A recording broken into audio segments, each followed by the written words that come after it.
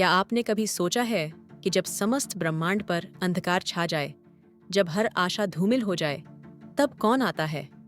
ये कथा है उस परम शक्ति की जो करुणा की चरम सीमा पर विनाश का रूप लेती है, जो स्वयं काल को भी नियंत्रित करती है। ये कहानी है महाकाली की, जिनकी एक गर्जना से तीनों लोक कांप उठते हैं और जिनकी उपस्थिति मात्र से अधर्म कांपने लगता है।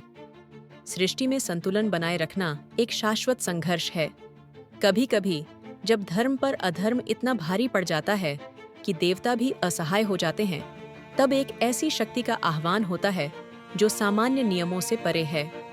यह वह क्षण होता है जब करुणा भी अपनी सीमाएं लांघ जाती है और स्वयं सृष्टिकर्त्री को विनाश का मार्ग अपनाना पड़ता है। महिषासुर जैसे शक्तिशाली असुर का वध करने के बाद भी ब्रह्मांड में शांति स्थापित नहीं हो पाई थी। अधर्म के बीज गहरे जम चुके थे और एक नया, अधिक भयावह संकट सिर उठा रहा था। देवताओं के स्वर्ग छिन चुके थे और वे भय तथा निराशा के अथाह सागर में डूब चुके थे।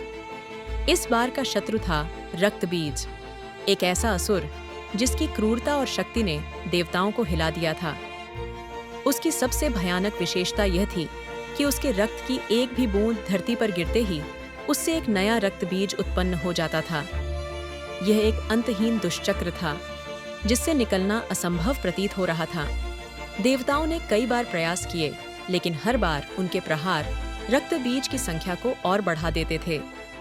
इंद्र, वरुण, अग्नि और अन्य सभी प्रमुख देवता भयभीत थे।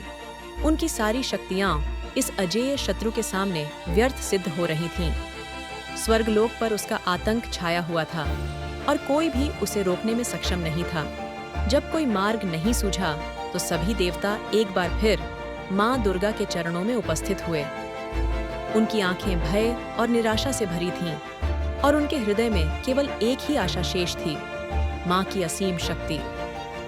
उन्होंने अपनी सारी व्यथा माँ के सामने रखी, अपनी असहायता व्यक्त की। इंद्र ने हाथ जोड़कर विनती की, माँ, आपने महिषासुर का वध कर हमें बचाया था, पर अब यह रक्तबीज तो आपके आघात से और बढ़ता जा रहा है। कृपा करें, हमें इस भयावह चक्र से मुक्ति दें, इस अंधकार से हमें बाहर निकालें। माँ दुर्गा ने देवताओं की पीड़ा को सुना। उनकी आंखों में करुणा थी, पर उनके भीतर एक ज्वालामुखी सुलग रहा था। माँ दुर्गा ने देवताओं की पुकार सुनी और अपनी शक्ति को एकाग्र किया। उनके मुखमंडल पर एक अद्भुत तेज प्रकट हुआ, जो धीरे धीरे और तीव्र होता गया। यह वह क्षण था जब ब्रह्मांड एक अभूतपूर्व परिवर्तन का साक्षी बनने वाला था। तभी माँ दुर्गा के मस्तक से एक प्रचंड प्रकाश फूटा, जो धीरे धीरे एक रूप लेने लगा। यह रूप इतना भयानक, इतना प्रचंड और इतना अनंत था कि देवताओं ने भी अपनी आंखें झुका लीं। वे उस दिव्य और भयावह ऊर्जा को सीधे देख पाने में असमर्थ थे। वह थीं महाकाली। उनका स्वरूप ऐसा था जो एक साथ भय और भक्ति दोनों को जगाता था। उनके 10 भुजाएं थीं, जिनमें से प्रत्येक में एक शक्तिशाली अस्त्र सुशोभित था। त्रिशूल, खड्ग, चक्र, पाश, खप्पर और अग्नि, ये सभी अस्त्र अधर्म के विनाश के लिए तत्पर थे। उनकी जिह्वा लाल अग्नि के समान प्रज्वलित थी, जो बाहर निकली हुई थी, मानो वह समस्त पापों को भस्म करने को आतुर हो। उनके बाल खुले और बिखरे हुए थे, जैसे अंधकार स्वयं रूप लेकर नृत्य कर रहा हो या ब्रह्मांड की समस्त ऊर्जा उनमें समाहित हो गई हो। उनकी कमर में मुंडमाला थी, प्रत्येक मुंड एक असुर का, जो कभी स्वयं को अमर समझता था। महाकाली के चरणों के नीचे शव, जिसे तंत्र ग्रंथों में शिव का प्रतीक कहा गया है। यह दृश्य अत्यंत गहरा अर्थ रखता है। यह दर्शाता है कि चेतना शिव के बिना शक्ति, काली, केवल संहार करती है और शक्ति को नियंत्रित करने के लिए चेतना का आधार आवश्यक है। यह ब्रह्मांड के संतुलन का एक गूढ़ रहस्य है। यह प्रतीक यह भी बताता है कि जब शक्ति अपने चरम पर होती है तो वह सभी सीमाओं को तोड़ देती है, यहाँ तक कि चेतना के आधार को भी अपने अधीन कर लेती है। ये काली की परम शक्ति और उनके प्रलयंकारी स्वरूप का अद्वितीय चित्रण है। महाकाली ने एक तीव्र गर्जना की, जिससे तीनों लोक हिल उठे और समस्त ब्रह्मांड में कंपन महसूस हुआ। उनकी गर्जना मात्र से असुरों के हृदय में भय समा गया। उन्होंने अपनी विशाल जिह्वा फैलाई और युद्ध भूमि में उतर गईं, जहां रक्त बीज का आतंक फैला हुआ था। जब रक्त बीज का रक्त गिरने लगा तो महाकाली ने उसे अपनी जिह्वा से पीना शुरू कर दिया। वे रक्त की हर बूंद को निगलती जा रही थीं, ताकि कोई नया रक्त बीज जन्म न ले सके। यह एक ऐसी रणनीति थी जिसकी कल्पना किसी ने नहीं की थी। देवता विस्मित थे, क्योंकि उन्होंने देखा कि जहां-जहां रक्त गिरा था वहां अब केवल शून्य बचा था। रक्त बीज का अंत हो चुका था और उसके साथ ही उसके आतंक का भी।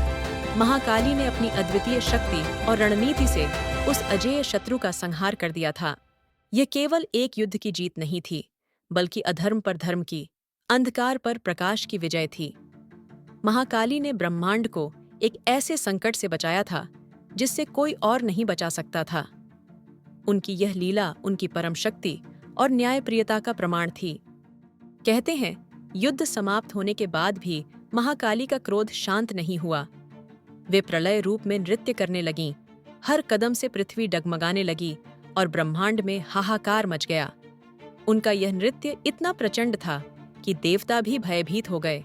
देवताओं ने भयभीत होकर भगवान विष्णु से प्रार्थना की कि वे मां के इस प्रलय को रोकें। भगवान विष्णु ने मां के इस प्रचंड क्रोध को शांत करने के लिए स्वयं को एक शिशु का रूप दिया और उनके चरणों के पास लेट गए। यह एक अद्भुत लीला थी, जहां परम शक्ति को शांत करने के लिए परम करुणा का सहारा लिया गया। जब महाकाली ने देखा कि उनके चरणों तले एक निर्दोष बालक पड़ा है, तो उनका हृदय करुणा से भर गया। उनकी आंखों में ममता उमड़ आई और उनके क्रोध की अग्नि शांत होने लगी। उन्होंने मुस्कुराकर उस शिशु को उठाया और उसी क्षण उनका प्रलयंकारी क्रोध पूरी तरह शांत हो गया। वह शिशु कोई और नहीं, स्वयं श्री हरि विष्णु थे, जिन्होंने अपनी लीला से मां के क्रोध को शांत किया। यह दृश्य दर्शाता है कि परम शक्ति भी करुणा और ममता के सामने झुक जाती है। ये मां के हृदय की असीम कोमलता और प्रेम का प्रतीक है। उस क्षण मां दुर्गा ने अपनी ही शक्ति महाकाली को प्रणाम किया। उन्होंने कहा, काली, तुम मेरी आत्मा हो। जब सृष्टि अधर्म से भर जाएगी, तुम्हें ही फिर से आना होगा। यह आशीर्वाद महाकाली की अमृता और उनके शाश्वत महत्व को दर्शाता है। महाकाली ने सिर झुकाया और मां दुर्गा के साथ एकाकार हो गईं। यह दर्शाता है कि काली और दुर्गा एक ही शक्ति के दो भिन्न रूप हैं, एक सृजन और पालन का, दूसरा विनाश और परिवर्तन का। वे एक दूसरे से अविभाज्य हैं। तंत्र शास्त्रों में कहा गया है, काली समय की स्वामिनी है। वे केवल मृत्यु नहीं, बल्कि समय का चक्र है, जहां सब कुछ समाप्त होकर पुनः जन्म लेता है।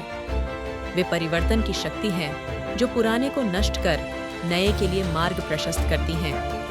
महाकाली हमें याद दिलाती हैं कि भीतर के अंधकार को हराने के लिए कभी-कभी स्वयं भीतर से काली को जगाना पड़ता है। यह हमारी आंतरिक शक्ति है, हमारा साहस है, जो हमें चुनौतियों का सामना करने और बुराई को परास्त करने की क्षमता देता है। वह है शक्ति, वह है समय, वह है मां, जो सृजन और विनाश दोनों का स्वरूप है। उनका स्वरूप हमें सिखाता है कि जीवन में संतुलन बनाए रखने के लिए हमें कभी-कभी कठोर निर्णय लेने पड़ते हैं और बुराई को जड़ से मिटाना पड़ता है।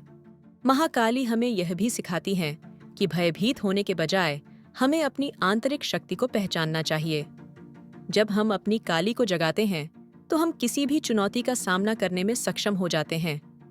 वे हमें अंधकार से प्रकाश की ओर ले जाती हैं। जब धर्म पर अधर्म भारी हो जाए, जब अन्याय और अत्याचार चरम पर पहुंच जाए, तो स्मरण करो उस मां को जो काली बनकर ब्रह्मांड का संतुलन बनाए रखती है। उनकी शक्ति असीम है, उनका न्याय अटल है। तो क्या आप अपनी भीतर की काली को जगाने के लिए तैयार हैं? अपनी आंतरिक शक्ति को पहचानें, अन्याय के विरुद्ध खड़े हों और अपने जीवन में सकारात्मक परिवर्तन लाएं। इस दिव्य शक्ति से जुड़ने के लिए आज ही मां काली के मंत्रों का जाप करें और उनके स्वरूप का ध्यान करें।